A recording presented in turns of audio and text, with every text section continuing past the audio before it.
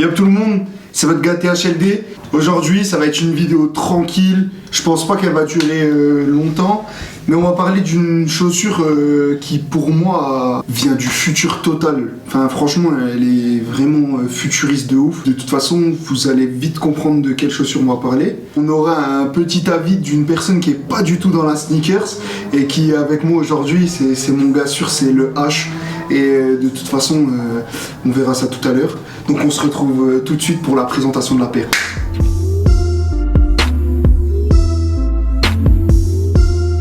Le H, bienvenue sur ma chaîne. Enchanté.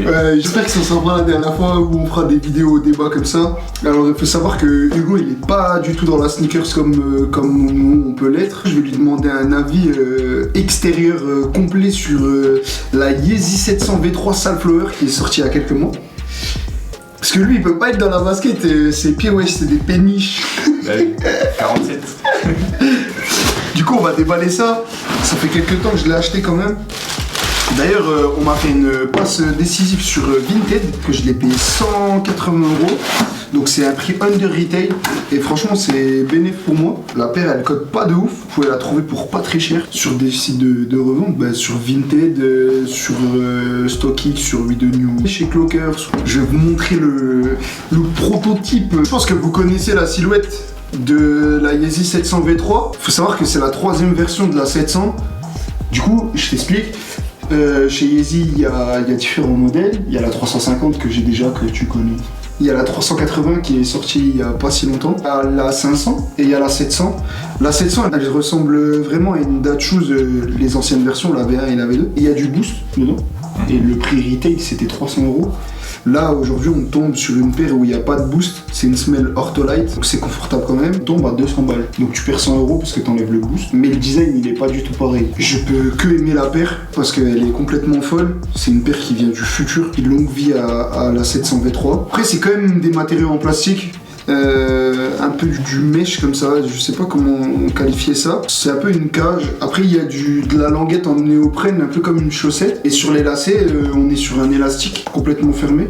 Après on a des lacets, des extra lace. Du coup moi je vais demander l'avis à Hugo sur la paire, puisqu'il en a jamais vu des comme ça. Du coup Hugo, moi je vais juste te demander ton avis sur la paire. Est-ce que si tu la vois dans un shop comme ça, tu peux te dire ouais c'est une paire qui a été faite par Adidas? Moi personnellement non, pas du tout. Puis après moi je trouve, la paire pour moi elle est vraiment fat et c'est pas quelque chose que je porterai et c'est pas quelque chose que je trouve beau personnellement. Mais du coup, est-ce que pour toi, elle aurait pu être dans des films dans les années 80-90 où on parlait d'invasion de la Terre alien ou genre un film comme Retrouver le futur? Ça oui, carrément.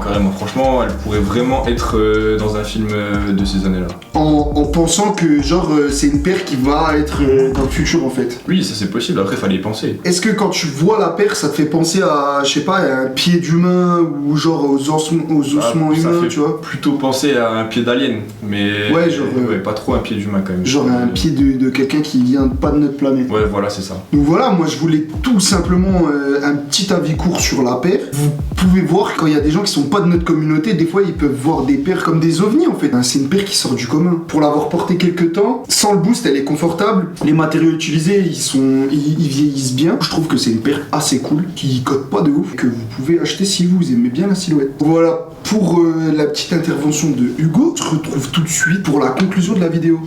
Juste, si vous aimez pas la gamme de Yeezy chez Adidas, on peut respecter le bonhomme. Kanye, il a des choses, frère. Tu peux pas imaginer que ça sort de sa tête. Genre, tu vois ça peut pas sortir de la tête d'un humain. Ça a jamais été vu des paires comme ça. C'est clair. Ou peut-être dans le monde de la mode, tu vois ce que je veux dire? Une paire comme la Yeezy 451 qui va sortir prochainement chez Yeezy, c'est une paire. Il faut aller loin, mais il est perché pour trouver des paires comme ça. Mais je trouve que c'est cool. Au moins, on sort de l'ordinaire. En vrai, Kanye, depuis le début, il dit qu'il veut des Yeezy pour tout le monde. Et aujourd'hui, il arrive trop à matrixer les gens. Il te matraque de publicité, il te met ça sur des stars. Et toi, forcément, t'as envie d'acheter la paire.